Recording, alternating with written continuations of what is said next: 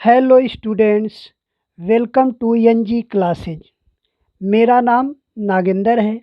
आज हम पढ़ेंगे जो आपका बुक है हिंदी कृतिका का चैप्टर नंबर 3, साना साना हाथ जोड़। इसके आगे डाट डाट है, तो इसके आगे है साना साना हाथ जोड़। गर्दहु प्रार्थना हमरो जीवन तिमरो कौशल। मतलब इसका अर्थ है साना साना हाथ जोड़। मतलब साना साना मतलब छोटे छोटे हाथ जोड़कर, छोटे छोटे हाथ जोड़कर। गर्दहु प्रार्थना मतलब प्रार्थना कर रही हूँ। मतलब इसकी जो लेखिका हैं मधु कांकरिया जी, वही लिखी हैं ये चैप्टर साना साना हाथ जोड़ गर्दर गर्दहु प्रार्थना हमरो जीवन तिमरो कौशल। मतलब छोटे छोटे हाथ जोड़कर प्रार्थना कर रही हूँ कि मेरा सारा जीवन, हमरो जीवन तिमरो कौशल, कि मेरा सारा जीवन अच्छाइयों को समर्पित हो। तो इसकी लेखिका कौन है? मधु कांकरिया जी, वही लिखी हैं साना साना हाथ जोड़। मतलब छोटे छोटे हाथ जोड़कर प्रार्थना कर रही हूँ कि हमरो जीवन तिमरो कौशल, कि मेरा सारा जीवन अच्छाइयों को समर्पित है। तो इसकी लेखिका कौन है? मधु कांकरिया। तो मधु कांकरिया के बारे में आप थोड़ा जान लीजिए। मधु कांकरिया का जन्म सन 1957 में कोलकाता में हुआ। उन्होंने कोलकाता विश्वविद्यालय से अर्थशास्त्र में एमए किया, मतलब मास्टर ऑफ आर्ट किया। साथ ही कंप्यूटर एप्लीकेशन में डिप्लोमा भी किया। इनकी प्रमुख रचनाएं भी हैं सलाम आखिरी, खुले गगन की लाल सितारे, बीते हुए अंत में ईशु।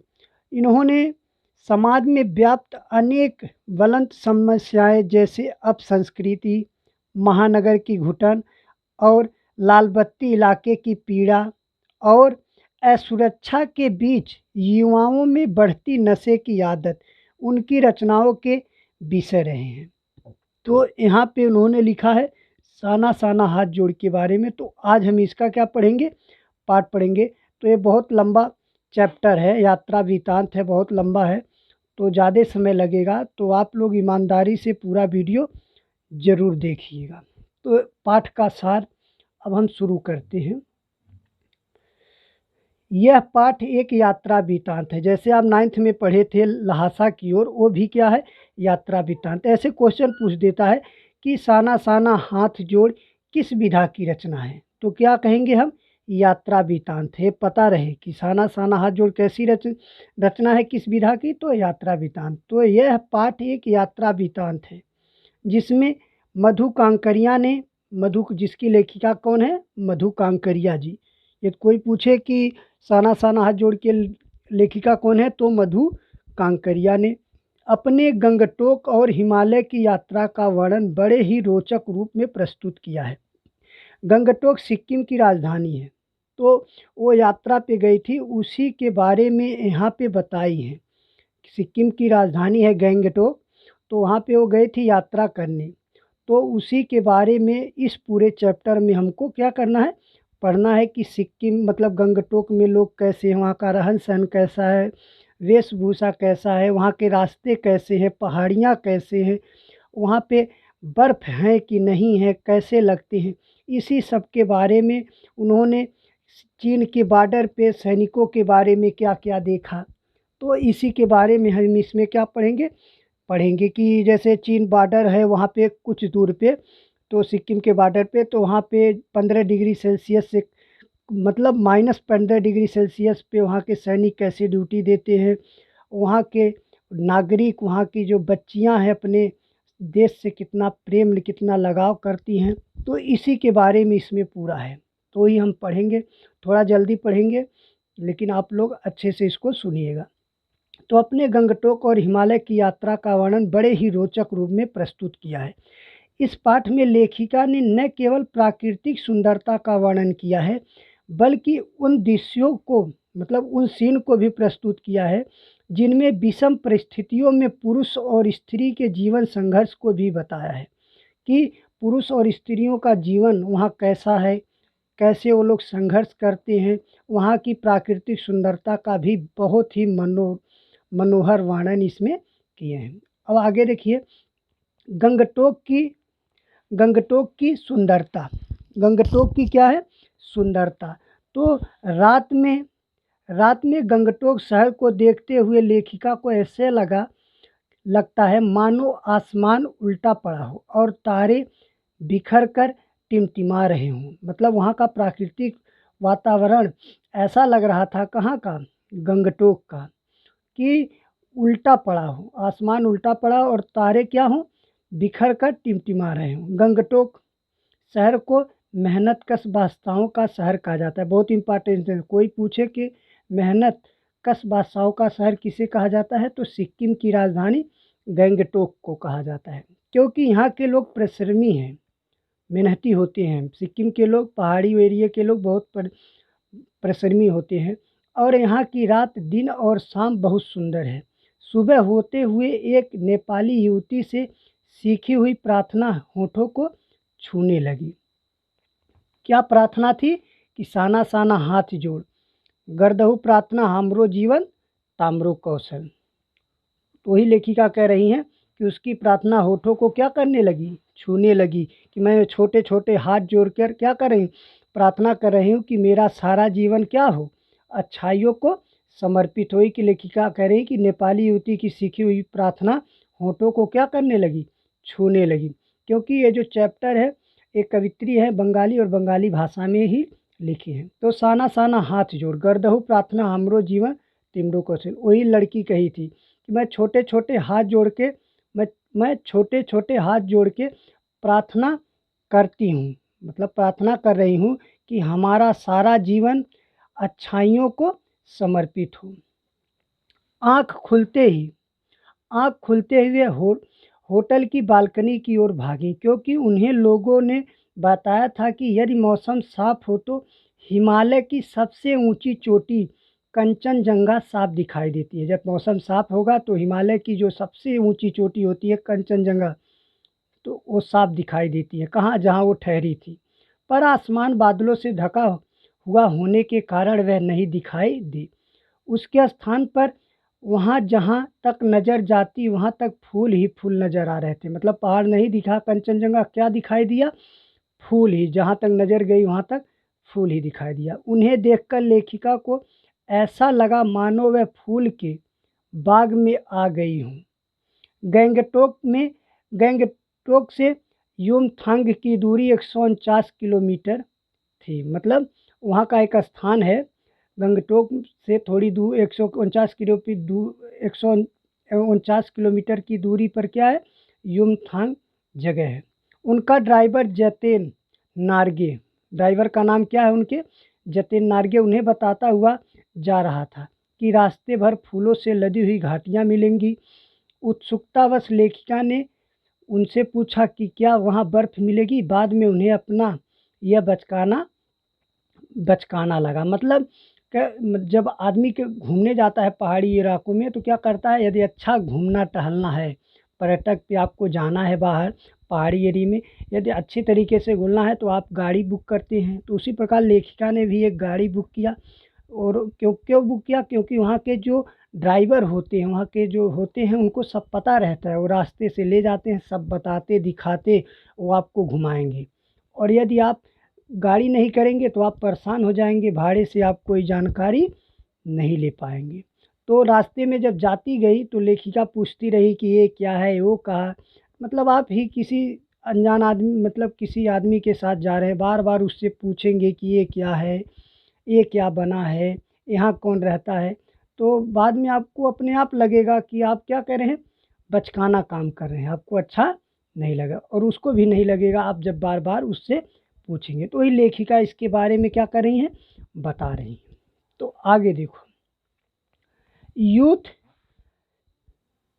गर्मी है, युमथांग तक का सफ़र। रास्ते में उन्हें मंत्र लिखी हुई श्वेत पत्रिकाएँ मिली, जिनके बारे में जितेन नार्गे ने बताया कि जब किसी बुद्धिस्ट की मृत्यु होती है तो शहर से दूर किसी पवित्र स्थान पर उसकी आत्मा की शांति के लिए 108 पताकाएँ फहरा जाए, मतलब झंडा। जब रास्ते में जा रही तो उन्हें श्वेत मतलब सफ़ेद झंडे दिखाई दिए। तो पूछी तो नार्वे ने बताया कि जब कोई मरता है तो कुछ दूरी पर 108 पादुकाएँ फहरा दी जाती हैं, जब वो खुद ही नष्ट हो जाती हैं, उसे कोई हटाता नहीं है। कई बार किसी नए कार्य की शुरुआत में भी रंगीन पताकाएँ लगा दी जाती हैं।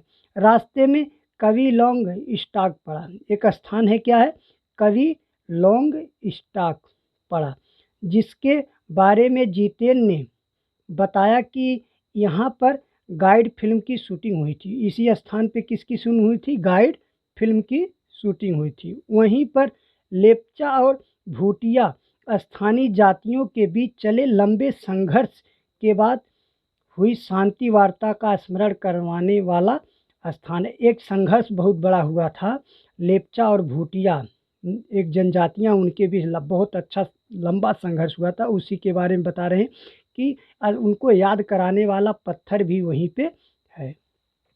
आगे देखो, उन्हीं रास्तों पर चलते चलते एक कुटिया के अंदर घूमते हुए चक्र के बारे में जितेन ने बताया कि यह प्रेयर व्हील है। ऐसा माना जाता है कि इसे घुमाने से सारे पाप नष्ट हो जाती है। और वहीं पे एक क्या है, प्रेयर व्हील है। लोग कहते हैं कि इसको जो घुमाता है उसके दुख क्या हो जाते हैं, समाप्त होते हैं। वो क्या है, प्रेयर व्हील। प्रेयर माने प्रार्थना, व्हील माने पहिया, मतलब प्रार्थना का पहिया है। जो प्रार्थना करेगा, पहिया को चलाएगा, तो उसके पाप नष्ट हो जाएंगे। लेखिका सोचने लगी कि चाहे पहाड़ हो या मैदान, इतनी वैज्ञानिक प्रगति के बाद भी पाप पुण्य के लिए लोगों की आस्था विश्वास आदि एक जैसी, मतलब वैज्ञानिक कितना भी हो, लेकिन पाप पुण्य पे लोगों का क्या है, अभी आज भी क्या है, आस्था है। आगे है, लेखिका करें कि जैसे जैसे गाड़ी ऊंचाई पर चलने लगी, बाजार बस्ती लोग पीछे छूटने लगे। गाड़ी चलती गई और बस्ती, मतलब जहाँ लोग रहते हैं, बाजार सब पीछे छूटती चली गई। और हिमालय अपने विराट रूप में सामने आने लगा। और धीरे धीरे हिमालय पर्वत अपने विराट महान रूप में सामने आने लगा। रास्ते घुमावदार होने लगे और घाटियाँ गहरी और चौड़ी होने लगी। जब आप पहाड़ पे चक्कर लगाएंगे तो पहाड़ ऐसे होता है, गोल चक्कर में, क्योंकि सीधे तो पहाड़ पे हम चढ़ नहीं सकते, हमेशा गोल चक्कर में चढ़ते चढ़ते ऊपर जाते हैं। तो जब ऊपर जाएंगे, तो जब ऊपर हम उठेंगे तो घाटियाँ क्या हो जाएंगी, गहरी हो जाएंगी। तो आप कभी रानीखेत नैनीताल जाइएगा या यहीं पे जाइएगा तो देखेंगे कि आप ऊपर से इतना छोटे छोटे आदमी दिखाई देते हैं, छोटे छोटे पेड़ दिखाई देते हैं, चीड़ उड़ वाले। सभी सैलानी मुस्कुराते हुए गाने लगे। जितने भी पर्यटक थे, यात्री, सभी लोग मुस्कुराकर गाने लगे। सुहाना सफ़र और ये मौसम हंसी, इस सारे दृश्य को अपने भीतर समेट लेने के उद्देश्य से लेखिका ने जीप की खिड़की से बाहर से निकाल लिया। और इन सबको देखने के लिए लेखिका मधुर कांकरिया ने क्या किया, अपने सिर को क्या कर लिया, बाहर निकाल लिया। कभी वह आसमान छूते शिखरों को देखती, तो कभी झरझर गिरते हुए जलप्रपातों को, कभी इठलाती बनी ठनी तिस्ता नदी को देखती, तो कभी सेवन सिस्टर्स वाटरफॉल को, जिसके सौंदर्य को अपने कैमरे में कैद करने के लिए सभी सैलानियों के कैमरे के फ्लैश चमक ले, मतलब सभी जलप्रपातों को। और क्या करती, तिस्ता नदी को देखने के लिए क्या करते थे, जो पर्यटक यात्री थे, सैलानी जिसको हम कहते थे सैलानी, वो अपने कैमरों से जब चित्र खींचते थे तो जो उसके फ्लैश होते थे, कैमरे के फ्लैश लाइट, उसके सौंदर्य को क्या करते थे, और बढ़ा देते थे। नीचे भारी भरकम पत्थर पर बैठकर लेखिका जैसे आत्मा का संगीत सुनने लगी। और भारी बहुत बड़ा पत्थर था, लेखिका उस पर बैठ गई और अपने अंदर की आत्मा की गीत को सुनने लगी। उन्हें अपने मन की सारी तामसिकाएँ उस निर्मल जल में बहती हुई से, मतलब उस तिस्ता नदी के किनारे उनकी सारी मन की जो तामसिकाएँ, मतलब तमस थी, गर्मी थी, मन में बेचैनी थी, सब बह गई। जितेन नार्गे ने लगभग ठेलते हुए उन्हें उठाया और जितेन नार्गे जो उनका ड्राइवर है, उनको ढकेलते हुए जगाया। वह अनमने भाव से उठकर, मतलब वो उठना नहीं चाहती थी, लेकिन अनमने बिना मन के उठकर जीप में क्या हो गई, बैठ गई। हिमालय का रूप पल पर बदल रहा था, कहीं हरियाली तो कहीं हल्का पीलापन और कहीं पथरीला, कहीं चटकी धूप, कहीं बादलों की चादर। चित्रलिखित सी लेखिका माया और छाया के इस अनूठे खेल को देख रही थी। पहली बार उन्हें एहसास हुआ कि जीवन का आनंद है यह यह चलायमान सौंदर्य। उनके होठों पर सुबह की हुई प्रार्थना आ गई और वह बुदबुदाने लगी, साना साना हाथ जोड़। और जब सुबह हुआ तो उस लड़की का जो वो लड़की गाई थी कि साना साना हाथ जोड़, गर्दहु प्रार्थना हमरो जीवन तामरो कौशल। तो उसका याद आ गया और वो भी क्या करने लगी, वही प्रार्थना करने लगी कि छोटे छोटे हाथ जोड़कर मैं प्रार्थना कर रही हूँ कि मेरा सारा जीवन अच्छाइयों को समर्पित हो।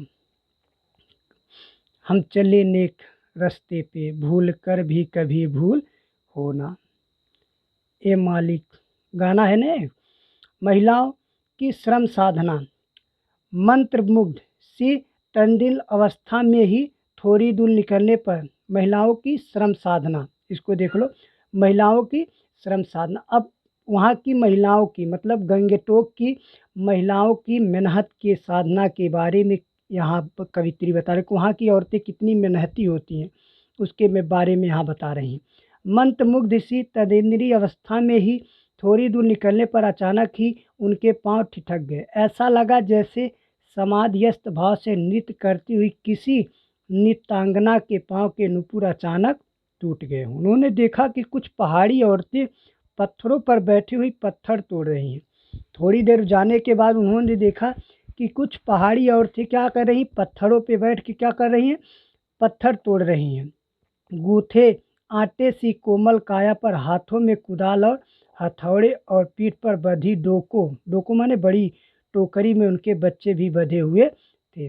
मतलब गूथे आटे सी कोमल मतलब कह रहे हैं कि उनकी जो काया है, शरीर है, वो बहुत ही कोमल मुलायम है, लेकिन अपने पेट के लिए हाथ में कुदाल और पीठ पर मतलब और हथौड़े, कुदाल और हथौड़े और पीठ पर बड़ी सी टोकरी में अपने बच्चों को रख के भी वो क्या कर रही हैं, काम कर रही हैं। इतनी वो श्रमी हैं, इतनी मेहनत करने वाली वहाँ की महिलाएं होती हैं। पूरी ताकत से वह कुदाल को ज़मीन पर मार रही थी। जितना उनके पास शक्ति होता था उतनी ताकत से क्या करती थी, कुदाल को धरती पर मार रही थी। इतने स्वर्गीय सौंदर्य फूलों और झरनों के बीच भूख, मौत, दैत्य और जिदा रहने की यह जंग मातृत्व और श्रम साधना दोनों एक साथ है। दोनों एक क्या है, साथ है। मातृत्व और श्रम साधना मतलब एक तो अपने माता का भी फर्ज अदा करें और दूसरे श्रम मेहनत भी करें, दोनों एक साथ, दोनों एक साथ। BRO के कर्मचारी से पूछने पर उन्होंने बताया कि जिन रास्तों से गुजरे हुए आप हिम शिखरों से टक्कर ले जाने रही हैं, हिम शिखरों से टक्कर लेने जा रही हैं, उन्हीं रास्तों को यह चौड़ा कर रही हैं। बड़ा ही खतरनाक कार्य है। मतलब आप BRO, ये देखो बहुत इम्पॉर्टेंट है, ये BRO होता है, BRO, हाँ देखो याद है, BRO मतलब border road organisation, border road organisation मतलब ये अंतर्राष्ट्रीय जो बॉर्डर होते हैं, इंडिया के चारों तरफ जो बॉर्डर होते हैं, वहाँ पे क्या करते हैं, सड़क बनाते हैं। खासकर आपके सिक्किम बॉर्डर पे, जम्मू कश्मीर बॉर्डर पे होते हैं ये BRO। ये आर्मी का एक इंजीनियरिंग कोड है जो सड़क बनाने के काम आता है। BRO border road organisation. उनसे पूछने पे बताया तो उन्होंने कहा कि आप जिस पे चल रहे हो इसको ये चौड़ा कर रही हैं, इसी को खतरनाक कोई रास्ते को क्या कर रही हैं, बना रही हैं। अचानक लेखिका को सिक्किम सरकार का वह वार्ड याद आया जिस पर लिखा था ever Edward who defied death to build these road. मतलब इसका हिंदी क्या है कि आप ताज्जुब करेंगे पर इस रास्ते को बनाने में लोगों ने मौत को झुठलाया है। मतलब आप ताज्जुब करेंगे, मतलब आप विश्वास नहीं करेंगे कि इन रास्तों को बनाने के लिए कितने लोगों की मौतें हो गई हैं, जिस पे हम लोग जा रहे हैं, इस पे जहाँ पे यात्री मतलब चल रहे हैं, सड़क पे जो यात्री चल रहे हैं, कह रहे हैं कि इस रोड को बनाने के लिए कितने लोगों ने अपने जान दिए। अचानक लेखिका को पलामू और गुमला के जंगल याद आए। यहाँ आदिवासी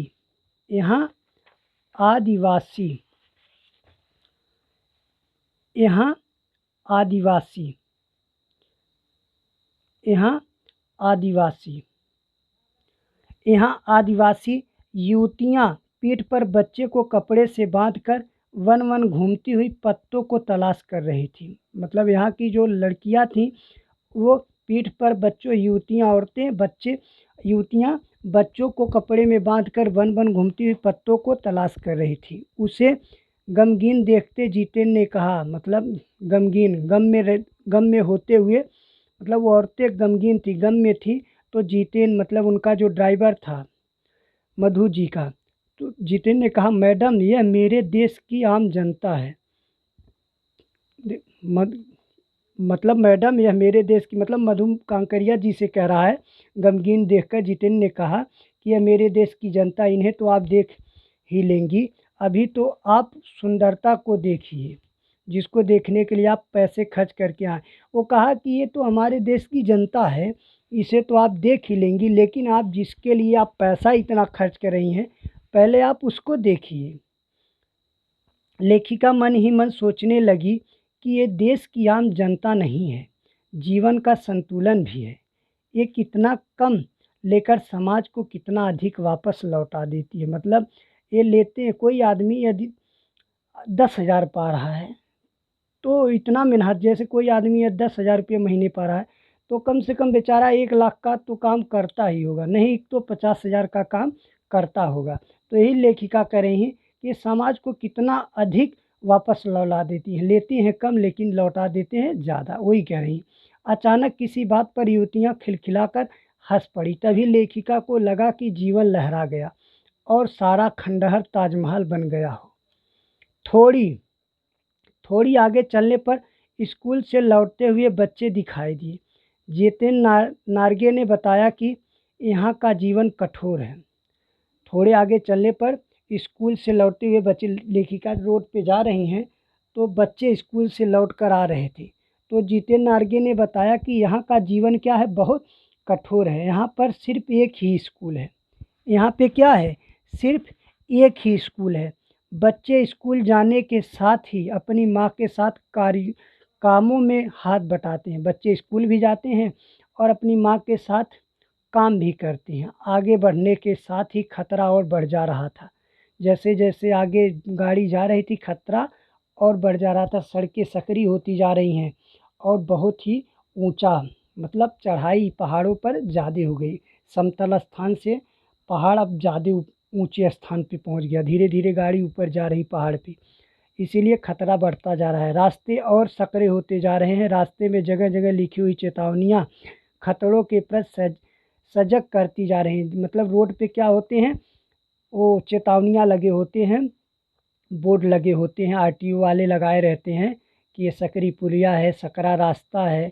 जैसे दाएं रास्ता, बाएं रास्ता, आगे सकरी पुलिया, ये संकेत रहते हैं।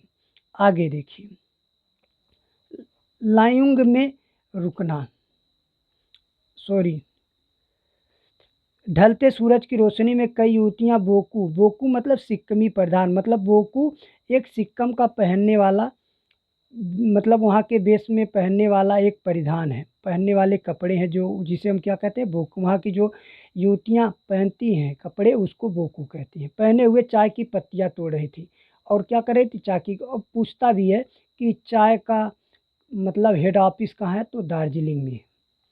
तो वहीं पास में ही है दार्जिलिंग, थोड़ा पश्चिम बंगाल में आ जाता है और वो आगे जब जाएंगे दार्जिलिंग से तो सिक्किम चालू हो जाता है। लायुंग में रुकना, रात का पड़ाव लायुंग में था। मतलब अगला पड़ाव हमें कहाँ पहुँचना था, लेकिन क्या करें कि लायुंग में, जो तिस्ता नदी के किनारे एक छोटी सी बस्ती थी। वहाँ लकड़ी के घर थे। किसके घर बने थे, लकड़ी के। वातावरण में अद्भुत शांति थी। लेखिका को ज्ञान का नन्हा सा बोधिसत्व अपने भीतर उगता हुआ सा महसूस हुआ। लायुंग समुद्र तल से 14,000 फीट की ऊंचाई पर है। मतलब जब रेलवे स्टेशन पे आप जाते हैं तो लिखा रहता है कि समुद्र तल से कितनी ऊंचाई है, तो वो भी लायुंग भी समुद्र तल से कितना ऊंचा था, 14,000 फीट ऊंचा था। पर यहाँ भी लेखिका को बर्फ देखने को नहीं मिली। लेखिका करें कि यहाँ भी मतलब समुद्र, मतलब समतल स्थान से 14,000 फीट ऊपर जाने पर बर्फ़ नहीं दिखा।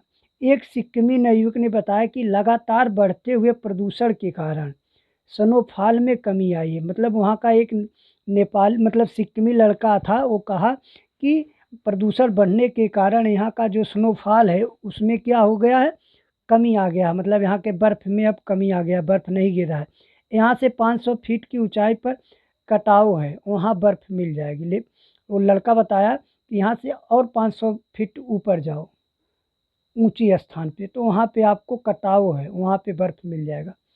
कटाव कटाव का सफ़र बहुत खतरनाक था, बहुत ही मतलब खतरनाक रास्ता था कटाव पहुँचने का। जीप सकरे रास्तों से आगे बढ़ रही थी, बहुत ही पतला रास्ते से जीप आगे बढ़ रही थी। कटाव पहुंचकर सबके मन प्रसन्न हो गए। क्यों प्रसन्न हुए? क्योंकि वहाँ साबुन के सफ़ेद झाग की भांति बर्फ़ बिखरी हुई थी। सैलानी जीप से उतरकर बर्फ़ में कूद कूद कर मस्ती करने लगे। कटाव जब पहुँचे तो वहाँ बर्फ़ मिला और सभी सैलानी पर्यटक यात्री कूद कूद कर बर्फ़ में क्या करने लगे, मस्ती करने लगे। क्योंकि लोग वही देखने ज़्यादा गए थे, बर्फ़ ही देखने के लिए। कुछ लोग इस अद्भुत दृश्य को अपने कैमरे में कर रहे थे। मतलब इस विस्मय मतलब अद्भुत आश्चर्यजनक चीज़ों को अपने कैमरे में क्या कर रहे थे, कैद कर रहे थे। कुछ लोग सेल्फी खींच रहे थे, अपने कैमरों में कैद कर लेते। लेखिका ने अनुभव किया कि का अपने कैमरे में कैद कर रहे थे, सॉरी। लेखिका ने अद्भुत किया कि शायद ऐसे ही विभोर कर देने वाली दिव्यता के बीच हमारे ऋषियों मुनियों ने वेदों की रचना की होगी। अब लेखिका कह रही हैं कि ऐसे ही स्थानों पर हमारे जो ऋषि मुनि थे वो वेदों की रचना किए होंगे। आगे जीवन कह रहे हैं कि जीवन सत्यों को खोजा होगा। सर्वे भवन्ति सुखिनः सर्वे संत निरामया का महामंत्र पाया होगा। यह ऐसा सौंदर्य है जिसे देखकर बड़े से बड़ा अपराधी भी पल भर के लिए करुणा का अवतार बुद्ध बन जाएगा। मतलब यहाँ का सौंदर्य इतना अच्छा है कि बड़े से बड़े जो अपराधी हैं, दुष्ट प्रवृत्ति के व्यक्ति हैं, वो भी करुणा के अवतार बन जाएंगे। मतलब करुणा का अवतार जो है, करुण आदमी है, वो भी क्या बन जाएंगे, बुद्ध बन जाएंगे। लेखिका की सहेली मणि किसी दार्शनिक की तरह कह रही थी, यह हिमशिखर पूरे एशिया के जलस्तंभ है। मतलब उनकी एक लेखिका है मणि सहेली मणि वो कह रही है कि ये एशिया के जलस्तंभ है। क्यों है जलस्तंभ? क्योंकि ये गर्मियों में मैदानी भागों में पानी का भी काम करते हैं, उसके बारे में लेखिका बता रही हैं। प्रकृति किस नायाब ढंग से सारा इंतजाम करती है, वो मणि बता रही है मधु जी से। तो मधु जी ने लिखा है यहाँ पे, तो प्रकृति किस नायाब ढंग से सारा इंतजाम करती, क्या इंतजाम करती? देखिए, सर्दियों में बर्फ़ के रूप में जल संग्रह कर लेती है। मतलब ठंडी जब होता है तो जल इकट्ठा करते, मतलब खूब पहाड़ बना लेते हैं, बर्फ़ बना लेता है। क्या बना लेता है? बर्फ़। कब? सर्दियों में। और गर्मियों में पाने के लिए शरबत मस्ती है, तो यही हिमशिखर पिघल कर जलधारा बनकर हमारे सूखे कंठों की प्यास बुझा। तो वही जो बर्फ़ गर्मी में पिघल जाते हैं और वो हमारे मैदानी भागों में आते हैं और सब लोग जनता क्या करते हैं, पानी पीते हैं। अब आइए चीन की सीमा। अब लेखिका कहाँ पहुँच गई? यलेसी पे पहुँच गई। कहाँ पहुँच गई? यलेसी लाइन एक्चुअल कंट्रोल पे पहुँच गई। चीन की सीमा अब आ गई। थोड़ा सा आगे जाने पर फौज की छावनियाँ दिखाई दी। लेखिका कह रही कि जब मैं थोड़ी आगे पहुँची तो फौज की छावनियाँ दिखाई देने लगी। थोड़ा सा आगे चीन की सीमा है, जहाँ वो पहुँची थी बस थोड़े ही दूर पर चीन की सीमा आ गई। यहाँ पर -15 डिग्री में भी सैनिक पहरा देते हैं।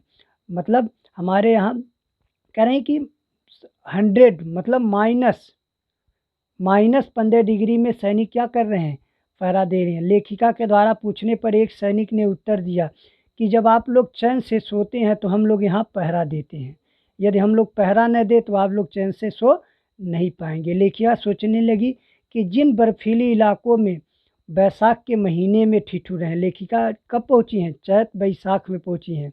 मतलब मई जून में लास्ट में कह रहे हैं कि बैसाख जो हिंदू में शुरू होता है चैत से शुरू होता है, तो चैत के बाद बैसाख मतलब मई।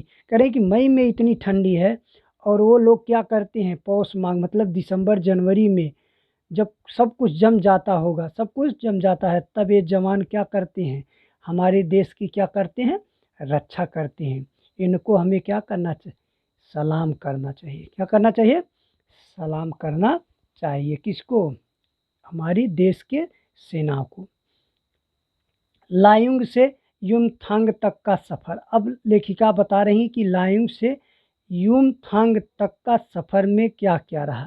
तो लायुंग से युमथांग के रास्ते में फूल ही फूल थे। दो यहाँ से यहाँ तक बीच में सब क्या थे, फूल ही फूल थे।